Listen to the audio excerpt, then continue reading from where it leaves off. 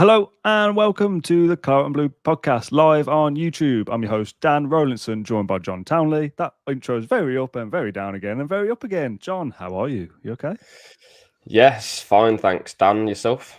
Yeah, not bad. Not too bad at all. Been a busy few days. Villa back in action last night against Walsall in a 1-0 defeat to start their pre-season campaign with a defeat. John, how terrible is that? Not terrible at all. Literally doesn't matter. And that's kind of what we're going to talk about today a little bit. There will be some nuggets about last night's game specifically from you. You were there, who stood out and all those kind of the usual bits. I mean, we probably did a similar episode to this last season, to be fair.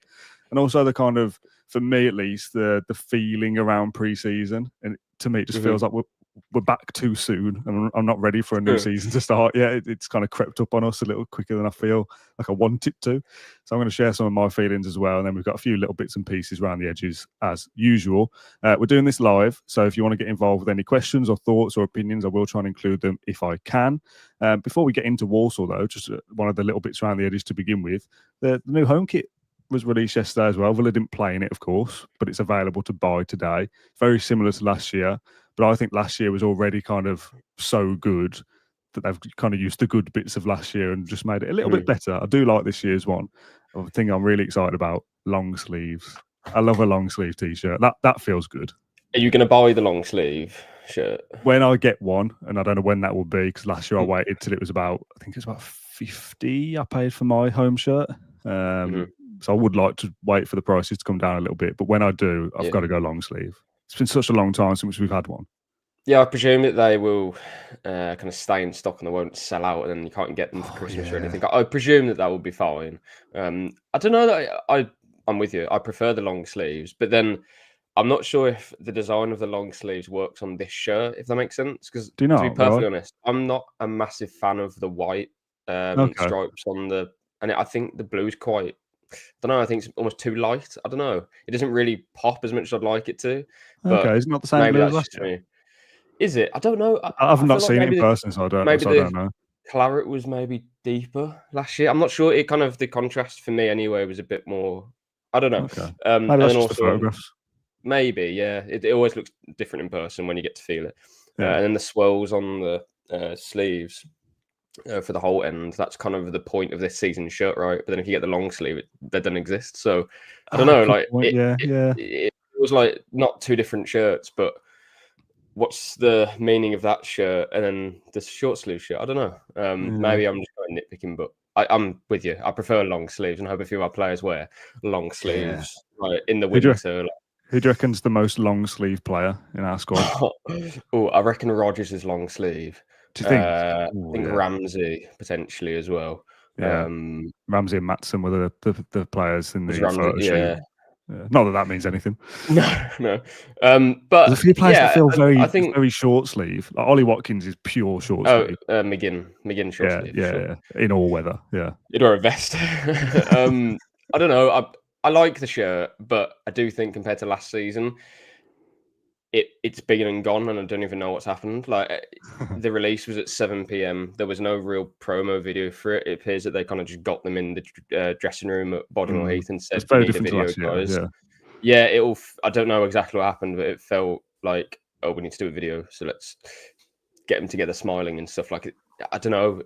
Compared to what we did last year with Adidas, massive promotion, and it was always going to be big because it was our first kit with Adidas and everything that comes with that. But now we're in an elite team, and I don't know. Just I think we're going to have the trefoil, aren't we, on the third kit? You'd suspect maybe the big fanfare will be around that one, maybe. Yeah, possibly so. I do think the shirt is quite similar to last year's as well. I don't know. This is probably coming across quite negative, but compared to last season's, it just feels like, oh, we've got a shirt. And by the way, again, it's going to sound negative. Can we change the away shirt? I don't like it, and I don't like the vibes of the away shirt. I just don't. Man United ruined it. Now I've just seen it again against Walsall, which again in this podcast we're going to say means nothing. Whatever, who cares? But just to see us losing it again, and just, I don't know. I'm not a massive fan of it anyway, if I'm being perfectly honest. But now that I've seen it twice and we've lost twice, I've got bad vibes. So Yeah, I completely agree. I wrote down a couple of little talking points around last night as I was watching a little bit of it, and I put Black Kit reminds me of Old Trafford. That's all I think of it now. It's kind of tainted already genuinely does. before We the need, season started. yeah, it's nothing to do with Walsall. It just in general, like we need to win like 3 or 4 big away games on the bounce to get over Old Trafford and to look at that kit and think, oh my god, that was a great win at the Hill Dickinson Stadium in that black shirt. Like that's what we need. So Yeah. yeah. Okay. Patrick Scott says, bloody get on with it. Is Emi Martinez going or what? Don't know, Patrick, to be honest, mate. Don't know. Wait and see, won't we? It's one of those. We're not here to talk about those kind of things. So we're here to talk about kits and Walsall and current things. Emi Martinez will go or stay. I'm sick of talking about it, to be honest, until either of those things happen. That's not on our agenda at the moment. Just on the game or the going to the game, let's say, did you get that feeling of, okay, we're back. This is a fresh season. I'm ready to get going again, and I feel fresh. And do you know what I mean? Because you'll get No, I that from forgot. the first Premier League game, like, oh, new season, Yeah. fresh excitement. But pre-season normally brings that as well. But for me, last night was like, I could have taken it or leave it. I forgot my laptop. So I had to go back to my house and get it. So I wasn't How technically I far were wasn't you? prepared. No, only it was about a 20-minute walk away. So Okay. not the end of the world. I Get wasn't all like the way to halfway. Walsall. Yeah, that would have been bad. Yeah, so clearly I wasn't. I thought I was prepared, but no. And then when I got to the stadium, I was the first one there. I was about 3 hours early, just doing some work anyway, and it felt good to be back. But then, to be perfectly honest, when you see the team sheet and I saw some of the players arrive, it just had the vibe of okay, like this is just going to be essentially a youth game. We knew that though, with right? a couple of we did, but I'm not gonna lie. I thought maybe a couple of the guys who had come back on the Monday might feature. That didn't happen. I No. wasn't Again, expecting that, to be honest. which is fine. We have 8 games to play. It would be nice to see a few. I mean, Morgan Rogers was there in the stands. Emi Buendia was there in the stands, which is like fair play to Buendia, who can leave the club and still thinks, oh, you know what, I'll come and watch the kids at Walsall on a Wednesday night. Fair enough. Yeah, like again, the game passes you by. The Saturday game against Rostock, I think it'll be great for some fans going out there, but for most Villa supporters, again, it will be a match that you kind of just gloss over. I think really I'll start to properly pay attention to what's going on the pitch, because only then will it matter when we get to America and have those 3 games over there and then 2/3 more afterwards. I mean, obviously, everybody who's a Villa fan will have their own feelings about pre-season and what it means. And for those that are, this is absolutely important and every minute matters. Yeah, probably aren't maybe enjoying our approach to this. That I watched, to be perfectly honest, as I always am. I watched 15 minutes last night on my iPad while I was doing something else, and I turned it off. I was like, I'm busy doing something else that I deem more important than watching the kids play at Walsall, because I'm not that interested, to be honest. And some will say, oh, you're not a proper Villa fan then. I am. I think, and this is my feeling around pre-season, and mate, I think this has changed as the years have gone on as well. I don't think we need to know anything about it as fans. Like, obviously, we're going to cover it. You're going to the States. We're going to do podcasts about it. It is important, and it absolutely is from a club perspective for Emery and the players to get those minutes to try things out. Of course it is. I feel like for us, if Villa said, right, you go into that first game against Newcastle, Villa have played 8 pre-season games and you've watched every single minute and you know all the results, I think you go into that game feeling how you felt during those pre-season games. So if Villa win them all, you're going into it going, oh, we're brilliant, amazing. Then you get spanked by Newcastle. If you lose all the pre-season games, you go into the season feeling dejected. I think if you went into that first league game and Unai Emery sat down and did an interview and said, we had a really good pre-season, really productive. We had 7 games behind closed doors. They don't need to tell us whether they won or lost, but really good. The lads look fresh. The lads look hungry. You go into that game feeling optimistic about the season ahead. So I don't think we need to know everything as fans. I feel like that's a little bit that's crept into football in the last few years, that we know. I think we know too much about everything. Finances, tracking planes across Europe to work out who's going to sign. You know what I mean? Just let it be. Yeah. That's how I feel about it now. Yeah, I get what you're saying. I think the key thing is just to take everything in pre-season with a pinch of salt. And as long as you know that these things do not matter one jot, like genuinely don't matter. Whatever formation we play on against X team, like for example, we're taking 2 different teams to Villarreal and Marseille. I'm presuming that one of those teams won't be the exact 11 that we play against Newcastle. They'll just be two different teams. So it'll, you're right. It all feels like, this doesn't matter, but also there are parts of it that certainly do. And I think it's interesting, and you'll probably agree, to see what shape do we have. Where's Rodgers playing in pre-season? Yeah, of course, like, against Walsall. I mean, he wasn't even playing, but I don't know, another player like Ramsey. Like, there's nothing you can take from that at all. So I think when it's so early, like Walsall and probably Germany as well on Saturday, I think you can take very little from it. I've seen things online last night, like, sorry mate, I was seeing things online last night saying like, that shows that we really need to make some signings. So, well, we knew that anyway. Like the Walsall defeat and the squad that we had available doesn't tell us we're short and we need to make signings. Of course we do. I just think we don't need to be invested is probably the wrong word, because some people live and breathe every single thing Aston Villa, and I feel like I do to an extent. Of course, I'm doing something like this, but I don't feel like I have to be that invested in something like pre-season. Even the latter games when you might see little tweaks for, it's interesting that Pau Torres is playing left back, and that might be a talking point. And as I said, we're going to cover all of this anyway, so I can't sit here and be like, I don't care at all, because I have to care and I will care as the games go by.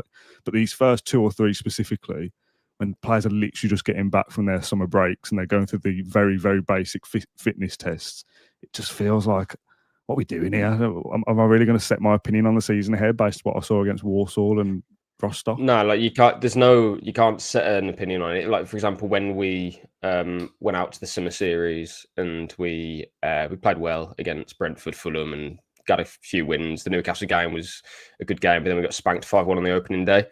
You can flip that around and say that under Gerrard, I remember when we went to Australia, I think we beat Leeds, drew to United, was it Perth, Glory maybe? But I knew then we're not very good. So that's the opposite side. I think you can, in some instances, look at it and think, what the hell are we doing? But at least with Emery, we're going to try things, and you'll see the different solutions, different things that next season will count for something. But then also, I do remember seeing the preseason of Gerrard and thinking, I'm not sure about this. And then against Bournemouth, those feelings were verified. Like, okay, this is not going to work. Don't sack him now, but sack him soon. Those were the feelings. Obviously, that isn't the case now. But you're right. I think most people have this. Just know that the first few games don't matter, like literally whatsoever. But then I will pay attention to what happens in America, because there will be stuff there that will inform us about what happens next season. Even little things like, is Martinez actually going to play? And where will Ramsey? Yeah, that'd be more meaningful. Yeah, because it's questions over some players' future and stuff. So there is a lot that you can take from it, and that all those things will happen as the summer goes on, essentially. But no, you're right. Whatever happens, we could thrash everyone 5-0 or lose 5-0 to everybody. I mean, losing 5-0 to everybody probably would be a problem, but you could dominate pre-season, win all your games, whatever. And no, it doesn't inform anything about where you're going to finish next season. In fact, I was thinking earlier about when we lost 5-1 to Newcastle on the opening day. Even then, that doesn't inform exactly what happens in the season, because we were in a title race come Christmas, weren't we? And Newcastle fell off because of the Champions League. So again, flip that around. Start of this season, we could beat Newcastle 5-1, but what does it actually mean? Well, nothing really, apart from you get 3 points, and it's a nice feeling to win on the opening day. So that's how much preseason matters. Like, it doesn't even inform what happens on the opening day. So yeah, apart from tactics and whatnot, that's the interesting stuff, not the results, obviously. I'm sure there was 2 pre-seasons under Paul Lambert where one we were really good and then the season was terrible, and one where the pre-season was terrible and we started the season well. I'm sure that was the case. So yeah, we've kind of set our point now on that. Something I wanted to ask you about anyway was the youth. This comes from Richard. I don't know whether this is also necessarily true. What it has shown is that the youth aren't ready. Now, we've spoken about, and we get asked a lot about the youth players, like who's going to be the next one to make the step up. Now, just because if I've just said none of this is really important, if any youth players last night didn't play well, then I'm also not going to judge them that now they don't have a career at Villa either. I didn't watch all of the game, as I said before. You did. Did you take anything away from any of the youth players? Anything you say for a senior player in terms of fitness and match sharpness, you have to also say for an 18-year-old. Because firstly, they're playing against senior pros who have started their pre-season weeks ago. It's their first proper pre-season game as well. And I think it's harsh to say they're not ready, because who is expecting a 17 or 18-year-old to be ready when they haven't made an appearance for Villa anyway. I don't think anyone can be ready unless you're insanely talented, i.e. Yamal or whatever.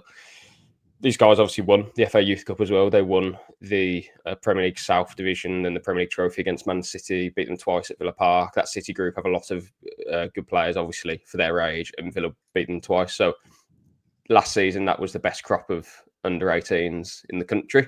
So, yeah, like these guys need loans, they need experiences.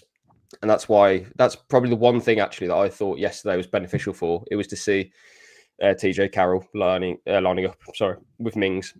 In the second half, George Hemmings with Kamara, Mosquera with Torres. Those guys will be taking so many lessons and invaluable pieces of information. Like from where I was sat, Mings was barking at TJ Carroll for a lot of the second half. Not in a bad way, but in a good way of essentially trying to coach him through it. And there was moments where, be shouting to get the ball.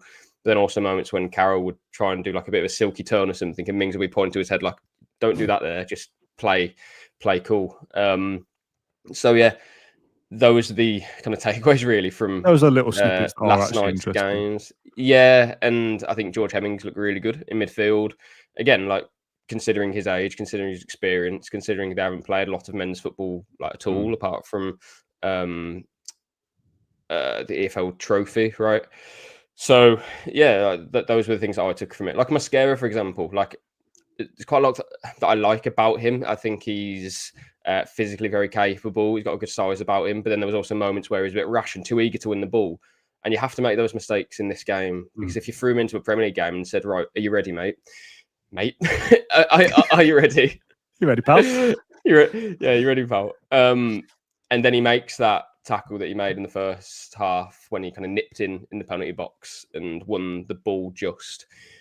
But that's the difference in the Premier League, where that may go to VAR and the penalty is given. Yeah. So all of those things you get it like as an experience in these matches, and that's why they're used now. I think for Villa and Emery for that, and for the club, that's really what the Walsall game has become. It's become a chance for the youngsters to make an impress. Like for example, if Charlie Pavey scored one of the chances that he had two, really good chances, couldn't take them, which, is a real shame. But if he had taken them, that's a, fantastic moment for him.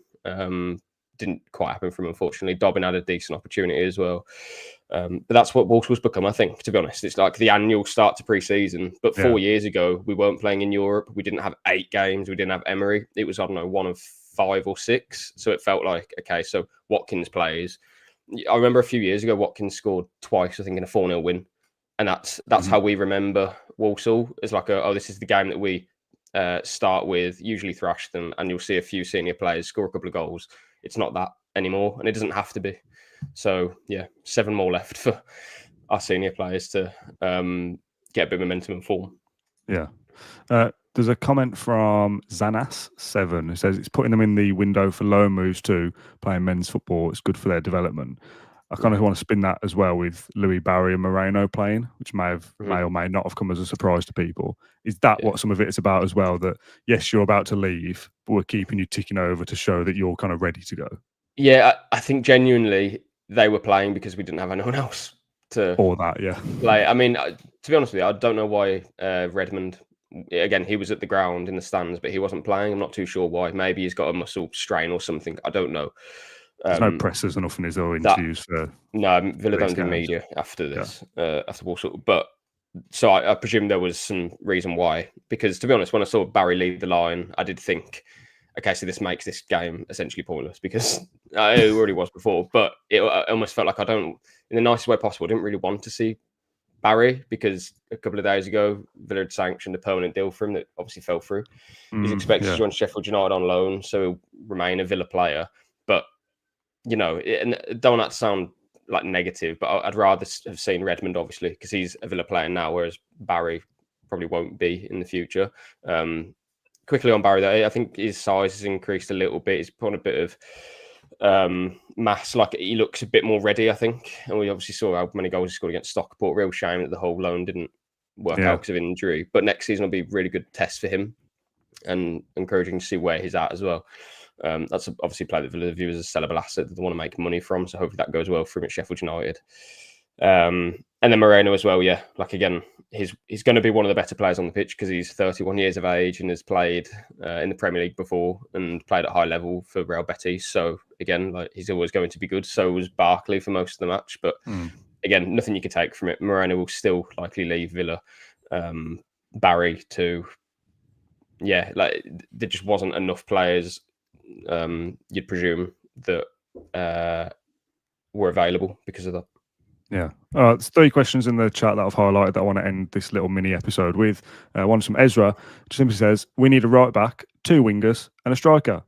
Again, I bring this up because you did actually, an episode for Facebook Live the other day, kind of doing a little briefing, a little 20-minute, or should be 20-minute, about 40. 20 minutes, yeah. And I cut down one of them to about 20 minutes and uploaded it to the podcast feed on Wednesday.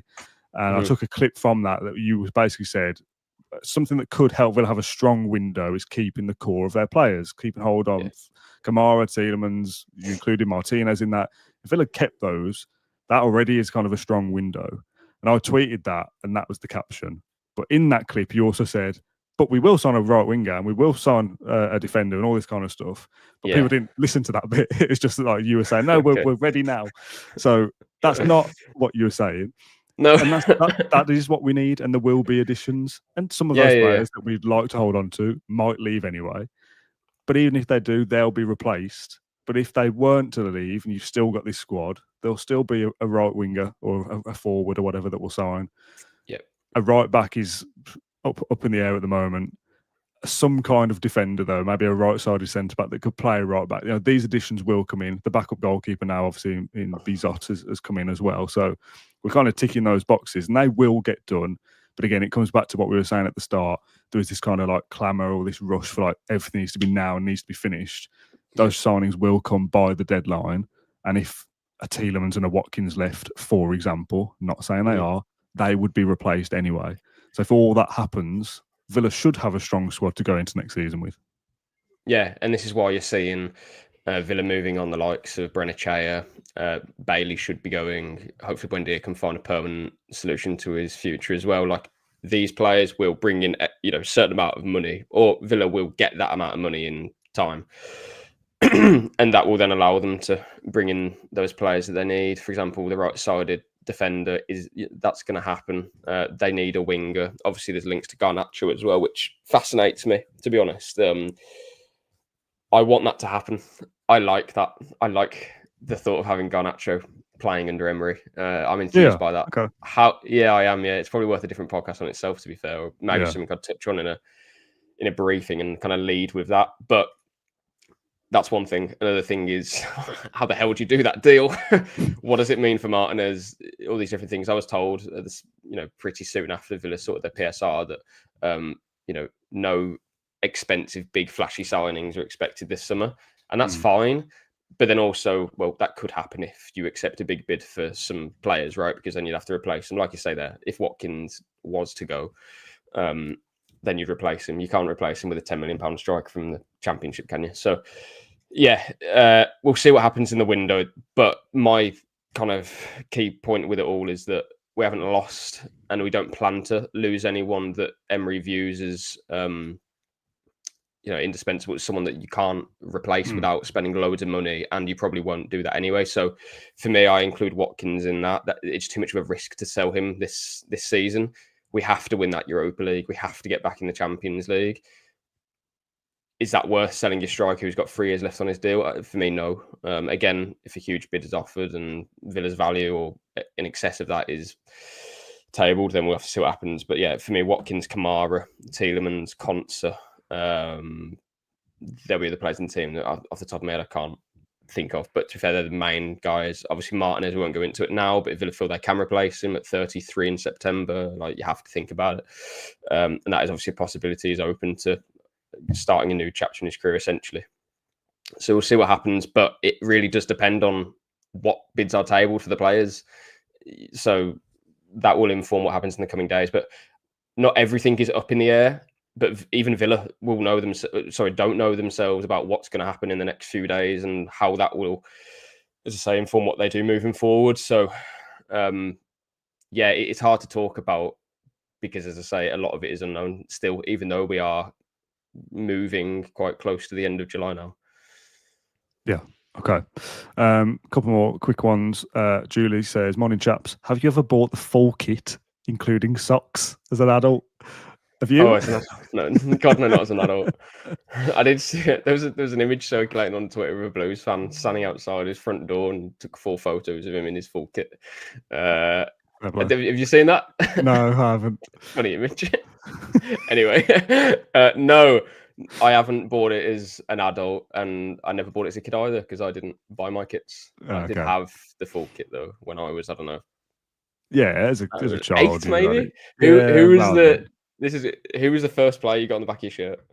Oh, You'll never guess mine. I can't remember mine, so I'll try and guess yours instead. I mean, when were you born again? 2001? 2000. 2000. The first kits have a name on.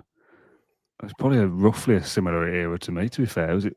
A logical guess would be someone like Ashley Young, but he said, "I'll never guess it. It's obviously not going to be him." No, it's close. It's someone like, it's close. Go on, put me on my misery. I know. Oh, it's so random. And looking back, it was a terrible decision. Stuart Downing. Okay. I can. Yeah, at the time though, I can see that. But I even preferred Young to Downing, so I don't know why I went with him. Like, it was number 6 back then, I think. Yeah. My brother was more rogue though. I don't know why, because he'd never obviously seen him play, but he went Carlos Correa, 24. Oh. Yeah. How old was your brother at the time? 30. With twins, so same age as me, like 8 years old, 7 years old. I think he must have just gone down the match day program and just thought like, I don't know, Heskey, Quayer, ooh, 24. That's exotic. I don't know. Maybe it was his favourite number or something. Lucky number. Nah, no. What is his lucky number? Actually, I've forgotten. That's not good. I think it's 12. So okay. maybe Michael Brighton should have. Yeah, 11. 11 is my lucky number. Yeah. Okay. That was always Gabby. Why is that lucky? It was my number in football for many years as a winger. So yeah, it stuck with me. Okay, nice. I've had shorts as an adult. I bought the Villa shorts as an adult. I had them last year, the Adidas ones. Oh yeah, that's fine.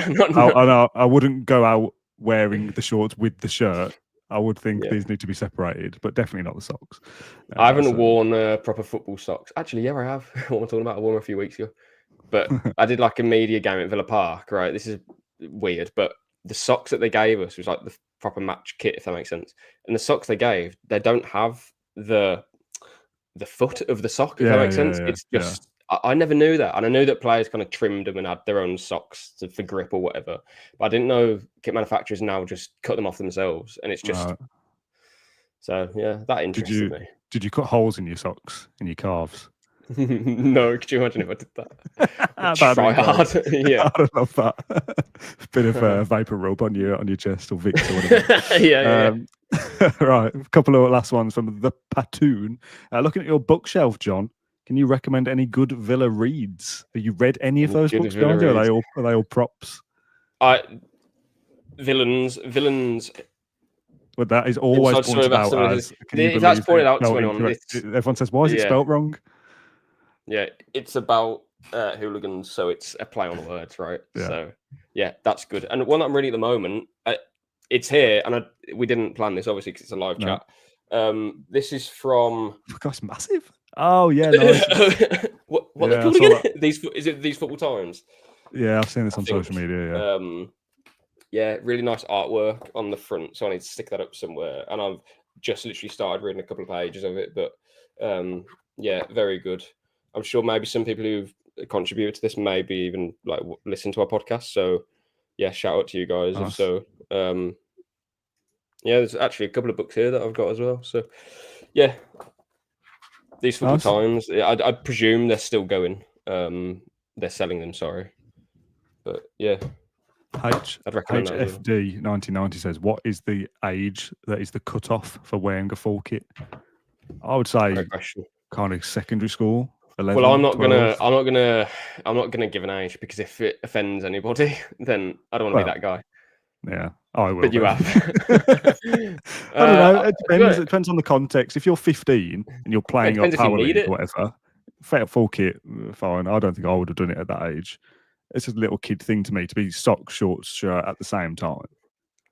It depends if you need it. And to be honest, as we've seen, it's up to you. You buy it Yeah, if of you want course. to buy Yeah. it, and Oh, don't mate. buy it. Oh, And don't mate. buy it Don't if you get me don't want to buy started. it. I've had a busy few Have days a fleecing have the fan a base, if you want to believe Twitter. have a guitar lesson if you want it. Don't have a guitar lesson if you want. Yeah, no.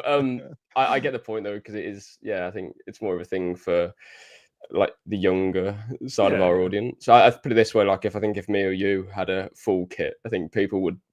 Oh, we'd be battered. Yeah. Yeah, probably. Yeah. But that's up Okay. to you. Do you wear shin pads at five? Do you play five-a-side, Dan? I haven't played five-a-side for ages now. No, I don't. no. I I mean, wouldn't wear shin pads though. yeah, that's what I was going to say. Anything to do, yeah, that would be the worst offence in my opinion if you're playing with shin pads in five-a-side. I know a lot of people will as well. So We're going to get yeah, way carried away saying. here because I was going to end after 20 minutes. But Dan says, I think it coincides with the age you stop pretending to be specific Villa players when you're playing in the playground. Now, I want to spin this off. Do you remember, or can you remember, and if you were in the playground, would it be if you go to take a shot, would you go with a Villa player or would you go with a non-Villa player? What do you mean? So, like, if you're in the playground or five-a-side or whatever, ball comes down over the top and you go to smack it, what are you shouting as you say it? Heskey? Like, what? Do you know what I mean? No, genuinely nothing. I was doing my own thing. Yeah, I didn't really have that. Townley? Yeah. No, I didn't have that, which is a bit of a crap answer, to be fair. Maybe we are To be different honest, generations after all. yeah, no, there's got to be a funny story here somewhere, but I can't think of one on the top of my head. I was going to kind of spin it around to maybe I took a left-footed and right-footed corner like Tonev or something. Do you remember when he did that in a pre-season game? I don't know if you remember that. That's remember. like proper Villa lore. Huh? Yeah, I don't know. Was he against Malaga or something? I can't remember. But yeah, was he left foot or right foot? I can't remember. But either way, he was taking him with like alternate feet. And I think a few people were like, "Oh, hold on, he must have a bit." He didn't. He really didn't. And yeah, thank God he never lasted at Villa, to be honest. But anyway, the thing for us when I was at school, if you were doing that thing of taking a shot or a volley, or I do remember. Sorry, I remember recreating Arjen Robben's goal against Man United. Okay. Do you remember that volley? Yeah, the edge of the box, the ball comes out, and I remember doing that. The player that I remember shouting as at our school would have been Rooney at the time. Rooney always had like a banger, like a volley, didn't he? He was always kind of smashing. Yeah, the goal against Newcastle. Yeah. Oh, actually, Rooney. That rings a bell. Oh, this is nothing. We're just having a chat here. If you want to log off, guys, feel free. I remember. Yes, I remember doing like at school. I must have been like year 2, and we had to do like a thing where you had to present like a news bulletin sort of thing. And our thing was just about sport. And then all it became was just me recreating that Rooney goal against Newcastle. There was no like anything to it. So in the classroom, it would have like a sponge ball, and all it would be is just someone throws up to me and I just whack it against the window. Yeah, there was no like news about it, but that's all it was. We just recreated a goal. Anyway. Yeah. Well, the reason that I remember specifically Rooney is that I was in the garden the other day, and I'm almost 30 now, playing with my son, and he's got a floater ball, and he'd gone back inside, and it was kind of bouncing around, and I smashed it, and in my head I went Rooney, because that's still like the go-to. Yeah. Again, not a Villa player, but that's just what I associate with that kind of thing as a kid. A lot of people call. To me, it's a floater as well, but a lot of people call it something else. But I don't know. I'm sure one was like a penny floater or something. So they used to be a penny like back in the day or something, which I can't believe. I'm not sure, but say in the comments if anyone has different names. But it always intrigues me about. This is like a bread roll and a bap and a cob and all that. Yeah, what do you call those floaty balls? Yeah, Anthony Gordon calls, or Scousers anyway, they call an ice lolly ice, which just doesn't make sense. No. And then like a dressing gown or whatever, a house coat. That's mad, isn't it? What's that about? Yeah. Okay. Well, we should probably wrap up there. But before we do, one final point from Russell, who says, Dan, 50 quid donated to Acorns as per our bet. Have sent evidence on Twitter. How about another bet for the same cause this season? Villa to win a cup or finish top 5 Do you want to bet against me? Russell, I will bet against you. Fair play for donating it. I'll kind of shake your digital hand. That was for, I think it was either 5 or 4 games left at the back end of the season. And I was saying Villa wouldn't win them all and wouldn't get in the top 4. You did, to be fair, yeah. And Russell said, no, we will.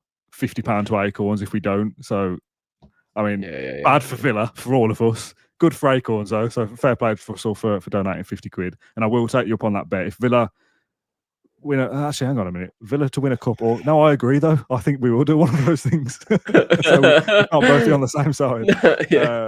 If you don't think Villa will win a cup or finish top 5, which I don't think you do, then yeah, I'll take that bet. But I also think Villa will win something next year or you finish need to top disagree 5. about something, don't you? We need to find another disagreement. Yeah, maybe later in the year we'll kind of change it to Villa will win the league or something if we're flying. But yeah, come back to us, Russell. But fair play for the donation. John, should we wrap it there, mate? I mean, that really sums up how much of we wrapped it up earlier. Well, yeah, I mean, why you shouldn't read too much into Villa's pre-season. We finished talking about Walsall after about 5 minutes and spoke about shouting Rooney when you hit a ball, penny floaters, tip tops and ice lollies, house coats. You know, what did you just say? The podcast. Tip tops. What an ice lolly? Tip top. What the hell's a tip top? You never heard of a tip top? No, what is that? A hat? I genuinely have no idea. It's like an ice lolly. It's like they were in like the plastic, like they were long, and they were like colours like red, blue, or green. Like I think I've seen them. Is that what they're actually called though? Like the brand? Well, from where I don't know actually what the brand was, but that's what they would call them where I'm from. They were tip tops. Fair. Never heard of it. Okay. If anyone else has heard of a tip top, let us know. It's probably been one of the most random podcasts that we've had, but why not? Let's embrace it. We'll be back at some point when there's things to talk about, as we always say. Villa sign a player on Saturday, we'll do a podcast. If not, we'll be back with our scheduled Q&A next Monday. And then when's the US tour, John? Is that next week? Yeah. So I'm going out on the Wednesday. First game's or is it the Thursday? I don't even know. But the first game is Saturday or maybe Sunday morning for UK audience. Okay. Well, we'll be covering all that. As much as we're saying pre-season isn't important, America is, and you're going out there and we're going to do plenty of content. So if it's a little bit quiet over the next few days, trust me, it won't be quiet when John's in America. We'll be doing a lot of stuff over there. Loads of stuff going on. So just the way you said it, it's going to be like a massive Donald Trump's going to be there at the bottom of the plane. I mean, you could just go out filming. Just what do Americans call a dressing gown or whatever, and see what they say. All the comments are backing me up on Tip Top, by the way. Apparently, Freeze Pops is the brand. Tip Tops is a Black Country thing. I'm not having a go. I just no. I don't think I've ever had a tip top, so I wouldn't know. No one's asked me, do you want a tip top? Yeah. Okay. Jubblies, says Julie. Oh my God, the pyramid shaped ones. They were good. I know those. Yeah. Oh, what happened to them? Are they still alive? I mean, are they still going? But the only problem with the Jubbly was though, like, you'd lose the flavour quite quickly. You had to be quite strategic about what you did with the Jubbly. Yeah. I've got really sensitive teeth, so I always remember as a kid, biting off the ice lolly bit through the cardboard. Do you know what I mean? Yeah, I can go straight through an ice lolly though. Like, give me a fruit pastels one. It's gone in like 2 minutes. Nah, gnashing away at it. Not for me. Okay, I'm going to end there. No outro. We've done it enough times. Thanks for watching or listening. We'll catch you on another one very soon. Bye.